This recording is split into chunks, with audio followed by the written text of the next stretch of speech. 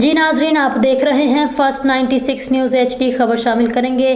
तसव्वुर Ashraf reporter की report के मुताबिक तहसील डगरी जिला मीरपुर खास सिंध से खबर शामिल करते हैं। डगरी के करीबी गांव जान खान चांडियो से डगरी प्रेस क्लब में इंसाफ मांगते हुए इकबाल चांडियो और उसके बेटे परवेज चांडियो और उसके घरवाली मेहताब अकबाल चांडियो का कहना है कि हमारे घर के बिल्कुल पीछे पानी का नलका है जो हमारे घर की हदूद में है। इस पर कांटेदार झाड़ियाँ काफी ज्यादा हो चुकी थी, जिसकी वजह से आने वाले बच्चों और औरतों को पानी भरने में तकलीफ और दुश्वारी होती थी, जो इकबाल के बेटे परवेज चांडियो ने काट डाली, जो कि कोई गलत बात नहीं थी। इस बात पर अमीन वल्द अहमद चांडियो, सदाम चांडियो और सजाद वल्द अमीन चांडियो ने परवेज पर दावा बोल दिया। इस पर काफी तशद्दुद किया। इसकी वालिदा आवाज सुनकर जब इसको बचाने के लिए वहां पहुंची तो उन्होंने इसकी वालिदा पर भी काफी तशद्दुद किया। गाँव के मौजूद शख्स के बेटे ने ये वाकया अपनी आंखों से देखा और इकबाल चांडियो को इजाजत दी कि तुम जहाँ चाहो जाकर इनके खिलाफ अपनी फरियाद जमा करवा सकते हो।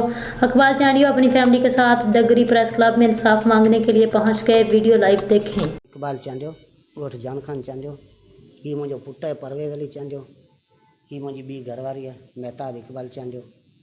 जीअं त असांजे घरनि जे पुठ खां ई पंहिंजे घर जे पासे सां लॻल आहे नलको लॻल आहे, उते पाणी पाण बि भरंदा आहियूं, ॿिया पाड़े वारा भरंदा आहिनि, मुंहिंजा भाणेजा ॿिया टिया उते पाणी भरंदा आहिनि।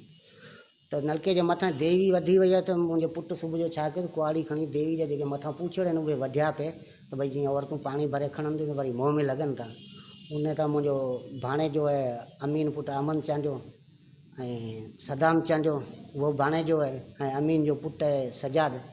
उहे आया त उन्हनि चयो त भई धीअ छो वधियूं, त चयो भई ॻाल्हाए पहिरीं आहिनि बि असांजे घर जे एरिया में न। उन खां पोइ जेकॾहिं ॿ ॿूढ़ा वढे छॾिया त सहूलियत जे करे औरत पाणी भरे खणे थी त मुंहं में लॻनि थियूं, उन जे करे मूं वधियूं एतिरा त उहो कावड़ जी अची हिन जे घुटो ॾेई दसे वेही रहिया आहिनि, बुट मारीनि पिया। उन तां मुंहिंजी घरवारी वई आहे जेका छॾाइण जे लाइ वई आहे, जेको हुनजी पोज़ीशन कई आहे अथनि। अगरि जेकॾहिं मीडिया असांखे इजाज़त ॾिए त कपिड़ो हटाए पोज़ीशन ॾेखारिया, हिनखे हींअर चोलो बि कोन्हे को पातल, मार कुट करे बिल्कुलु सफ़ा मारे छॾण जी कोशिशि कई। उन खां पोइ असांजे पाड़े वारा ॿिया ॻोठाणा पहुता आहिनि, ॻोठ जो चङे मुड़ुस जो छोकिरो आयो आहे, उन पोज़ीशन ॾिठी आहे पंहिंजे अखियुनि सां, जीअं ॻोठ जे वॾनि खे बि ॿुधाई आहे।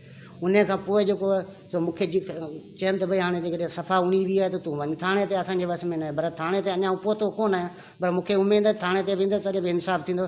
पर मूं पंहिंजो इहो ई हक़ु सम्झो त पहिरीं प्रेस वञी जेको पंहिंजी हक़ीक़त ॾेखारियां, दुनिया बि ॾिसे त भई औरतुनि सां ज़ुल्म पियो थिए या मर्दनि सां बि जेके ॿियूं नाइजाइज़ूं कनि था, जेके वॾा आहिनि उहे कनि था, उहे पोज़ीशनूं पंहिंजो ॿुधायां।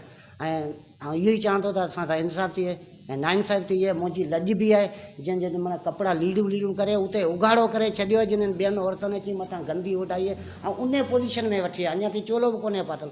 ॻोठ जे वॾे वटि बि वठी वियोसि, उन बि चयो ठीकु आहे भाउ तव्हांखे पंहिंजी जेकॾहिं का बि कार्रवाई करणी आहे त असांजे तरफ़ां मोकल आहे, तव्हां भले वञी पंहिंजी कार्रवाई करियो।